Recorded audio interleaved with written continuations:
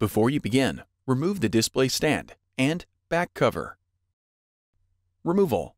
Important: there are multiple versions of the option board. Ensure that the replacement option board matches the malfunctioning option board. If an option board with a different connector is being installed, a new back cover with a cutout that matches the new option board will need to be ordered as well. Remove the two 9mm T15 Torx head screws that secure the option board to the chassis. Carefully lift up on the upper edge of the option board to disconnect it from the connector on the motherboard.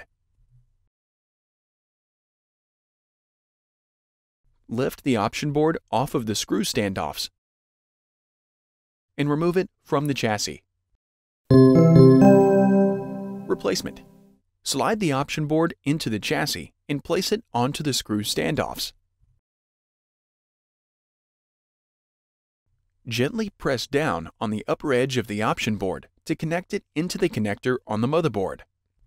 Replace the two 9mm T15 Torx head screws that secure the option board to the chassis.